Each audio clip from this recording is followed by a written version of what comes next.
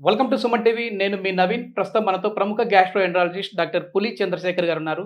Hi sir, నమస్తే అండి. నమస్తే అండి. సార్, మలబద్ధక సమస్య సార్. ఇది బయటికి చెప్పలేరు. ఏంటంటే మొహమాట పడిపోతా ఉంటారు.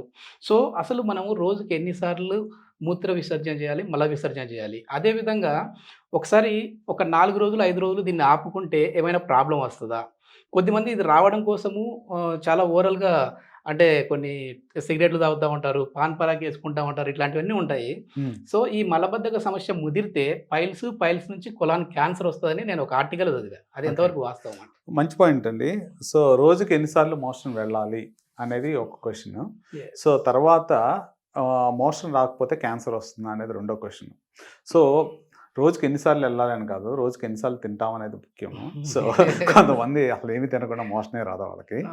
సో, అలాగే ఒక చిన్న ఎగ్జాంపుల్ చెప్తాను. నాకు ఒక కరెక్ట్‌గా 1 ఇయర్ బ్యాక్ డాక్టర్ చేయాల్సింది పేషెంట్ చెప్పిన మాట వినాలి. సో, దీంట్లో ఏమైందంటే ఒక 82 ఏళ్ల ముసలావిడ బయట నుంచి బాత్రూమ్ నుంచి వస్తూ కాలు జారి పడితే ఒక హాస్పిటల్‌లో జాయిన్ చేశారట. హ్మ్.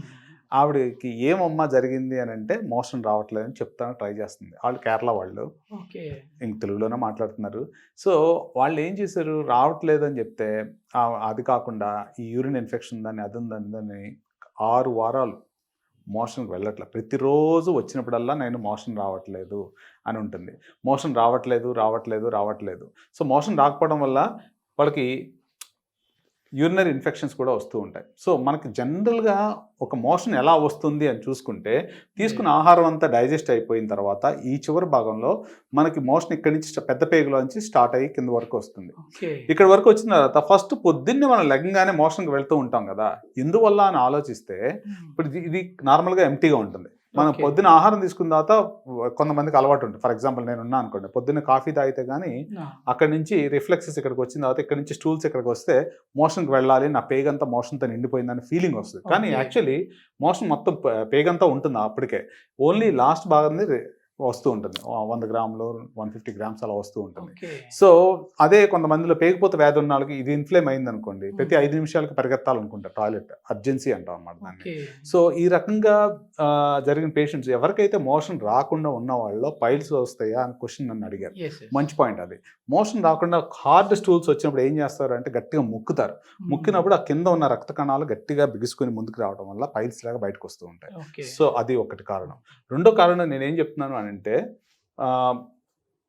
మోషన్ రాకపోతే క్యాన్సర్ వస్తుందా అని కాదు. హ్మ్. అప్పుడు దాకా నార్మల్‌గా వెళ్ళే పేషెంట్స్ రావట్లేదు, మోషన్ హార్డ్ అవుతుందో లేకపోతే సరిగ్గా వెళ్ళలేకపోతున్నాను అనేది ఒక indication. Okay. Change in bowl habits అంటారు విదేశాల్లో. ఓహ్! అది వచ్చినప్పుడు కంపల్సరీ పేగు తనిఖీ చేయించుకోవడం బెటర్. ఎందువల్ల అంటే ముందు ఇనిషియల్‌గా చిన్న చిన్న కణాల కింద ఇలా స్టార్ట్ అయ్యి ఒక గడ్డలాగా వస్తుంది. ఇంకా క్యాన్సర్‌గా మారలేదు. క్యాన్సర్‌గా ఓకే. మారే ఛాన్సెస్ ఉంటాయి.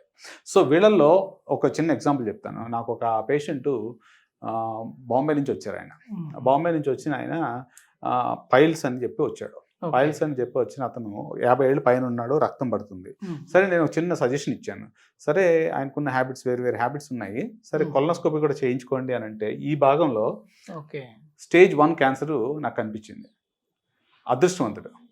సో, విదేశాల్లో క్యాన్సరు, కోలాన్ క్యాన్సర్స్ అధికంగా ఉంటాయి అని అనుకుంటున్నాం. కానీ ఇండియాలో కూడా చాలా ఎక్కువ ఉన్నాయి.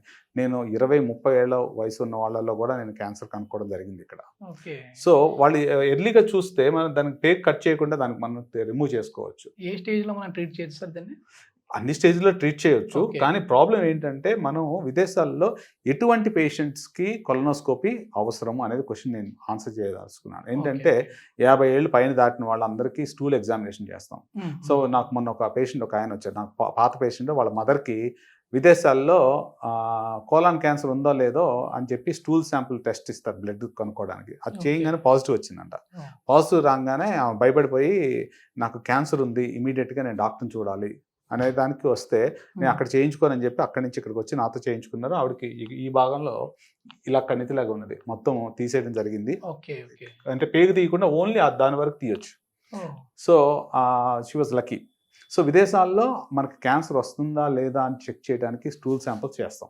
హ్మ్. 50 ఏళ్ళు దాటిన వాళ్ళకి కొలనోస్కోపీ ఒకసారి చేస్తే మళ్ళీ 5 ఏళ్ళ తర్వాత మళ్ళీ చేయించుకుంటారు అక్కడ. ఓకే. లేకపోతే మలంలోంచి రక్తం పడిన వాళ్ళకి, లేకపోతే అప్పుడు దాకా రోజు ఒకసారి వెళ్ళిన వాళ్ళు రోజుకు 10 సార్లు వెళ్తుంటే వాళ్ళు కూడా చేయించుకుంటూ ఉంటారు. లేకపోతే బరువు తగ్గిన వాళ్ళు కూడా చేయించుకుంటూ ఉంటారు. So Okay. దీన్ని కోలాన్ క్యాన్సర్ స్క్రీనింగ్ అంటారు. నేను ఎవ్రీ ఇయర్ ఒకసారి మార్చిలో, ఇది కోలాన్ క్యాన్సర్ అవేర్నెస్ అని ఉంటుంది, మార్చిలో నేను వాళ్ళకి ఫ్రీ కొలనోస్కోపీ చేయడం అలాంటివి జరుగుతూ ఉంటుంది. Okay. కొంతమంది సబ్స్క్రైబ్ అవుతారు, ఆ టైంలో వచ్చి చేయించుకుంటూ ఉంటారు. This something I want give it to our country. Actually నేను విదేశాల నుంచి వచ్చిన బౌల్ క్యాన్సర్ స్క్రీనింగ్ అని యూకేలో చేస్తూ ఉంటాం. వాళ్ళు కూడా ఇక్కడ ప్రవేశపెట్టాలని అనుకున్నారు. ఏంటంటే ప్రతి ఒక్కరికి దే డిజర్వ్ పెద్ద పేగు ఉండాలి. Yes, yes. లేదనుకుంటే బ్యాగ్ బయట వేసుకుని టాయిలెట్ బయట ఉంటే చాలా కష్టంగా ఉంటుంది అనమాట. Yes. సో ఎవరికైతే ఈ ప్రాబ్లమ్స్ ఉన్నాయో, ఎవరికైతే ఎక్కువ మోషన్ వెళ్ళటమో, తక్కువగా వెళ్ళటమో, రక్తం పట్టడమో, లేకపోతే బరువు తగ్గడమో, లేకపోతే 50 ఏళ్ళు దాటిన తర్వాత ప్రతి ఒక్కరు కోలాన్ క్యాన్సర్ స్క్రీనింగ్ అంటాం, ఇవి చేయించుకోండి. సో దానివల్ల మనకి క్యాన్సర్స్ అవాయిడ్ చేసుకోవడానికి, ఎర్లీగా ఉంటే ఒకసారి తీసేసాం అనుకోండి, వాళ్ళలో ఇంక మళ్ళీ క్యాన్సర్ రాదు 5 ఏళ్ళ వరకు. ఎస్, మొత్తానికి నిర్లక్ష్యం అయితే చేయకూడదు. అంటే ఒకవేళ సరిగా మరీ ఎక్కువ మోషన్ అయిన ప్రాబ్లమే, అట్లా అని చెప్పేసి అవ్వకున్న ప్రాబ్లమే. అది ఏజ్ బట్టి ఫ్యామిలీ హిస్టరీ కూడా చాలా ఇంపార్టెంట్. మర్చిపోయాను నేను. కొంతమందికి నాకు మొన్న ఎవరికి వచ్చేసాను 18 ఏళ్ళ బాబుకి, వాళ్ళ ఫ్యామిలీ మొత్తానికి క్యాన్సర్ ఉండే. సో ఇంకో ఒక అతను బెంగళూరు నుంచి వచ్చాడు. అతని వయసు 32 ఉంటుంది. మొత్తం నోటి దగ్గర కాడ నుంచి మలం వరకు క్యాన్సర్.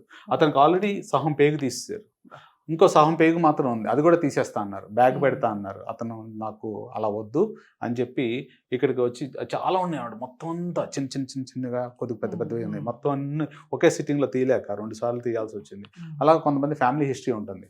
ఆ ఫ్యామిలీ హిస్టరీ ఆఫ్ క్యాన్సర్స్ ఉన్న వాళ్ళు కూడా స్క్రీనింగ్ చేయించుకుని ఎండాస్కోపీ ద్వారా మొత్తం ఈ క్యాన్సర్ కంటిని మొత్తం తీసుకోవచ్చు. ఓకే. ఎట్లాంటి జాగ్రత్తలు తీసుకోవాలి సార్? అంటే మనం తీసుకునే ఫుడ్ హ్యాబిట్లో కావచ్చు, లేదంటే మనకున్న అలవాట్ల వల్ల కావచ్చు, లైఫ్ స్టైల్ కావచ్చు, ఎట్లా ఉండాలంటారు? మంచి పాయింట్ చెప్పారు. సో ఈ కోలాన్ క్యాన్సర్ ఎవరెవరిలో వస్తుంది అనే క్వశ్చన్ ఆయన తర్వాత లైఫ్ స్టైల్ మోడిఫికేషన్స్ అంటే ఎలా ఉండాలి. సో ఫైబర్ డైట్ ఎక్కువ తీసుకున్నాం అనుకోండి, కూరగాయలు ఒకప్పుడు మనం బాగా తినేవాళ్ళం, అలాంటివి మంచివి. తర్వాత ఫ్రూట్స్, విటమిన్ సిలో ప్రతి ఫ్రూట్లోనూ యాంటీ ఆక్సిడెంట్, క్యాన్సర్ రాకుండా ఉండే తత్వం ప్రతి పండులోనూ ఉంటుంది. అది ఈ try to eat that one. Number 3, వయసు 50 ఏళ్ళు దాటిన తర్వాత ఒకసారి కొలనోస్కోపీ చేయించుకొని ఏం ప్రమాదం ఏమి ఉండదు, చాలా simple procedure. So you'll have a better outcome. అప్పుడు లేదనుకోండి, క్యాన్సర్గా మారడానికి కొన్ని సంవత్సరాలు పడుతుంది. ఒకసారి చూసినప్పుడు లేదంటే మళ్ళీ it my take like 4-5 years. అందుకు మళ్ళీ 5 ఇయర్స్ తర్వాత మళ్ళీ రిపీట్ చేస్తూ ఉంటాం అలాంటివి. సో ఎక్కువ హైడ్రేషన్, నీళ్ళు ఎక్కువ తీసుకోండి. అలాంటివన్నీ మంచిగా, అంటే these are the good lifestyles that you should follow. Screening ఒకటి, plenty of water, fibre diet. Okay, ఇందాక మంది అడిగారు రంగులు వేసుకోవడం. ఆ రంగులు ఆపేయండి. రంగులు వేసుకుంటే కంపల్సరీ ఇక్కడి నుంచి రంగు పడుద్ది, దాన్నే క్యాన్సర్ అంటారు. ఓకే, చాలా మంచి ఇన్ఫర్మేషన్ సార్. ప్రతి ఒక్కరికి ఉపయోగపడే వీడియో. సో ఇది అందరికీ రీచ్ అయ్యేలా షేర్ చేయండి. Thank you sir. Thank you very much.